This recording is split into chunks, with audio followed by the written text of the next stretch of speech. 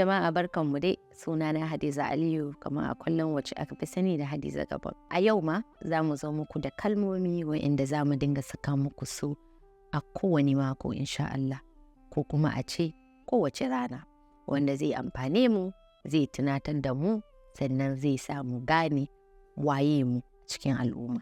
Kada ku manta kuma ku ci gaba da subscribing, ku yi like, ku yi comment, sannan kuma ku danna mana ƙararrawa saboda idan mun yi wani post ku dinga sanin menene muka yi posting ga YouTube channel ɗin mu a ƙasa.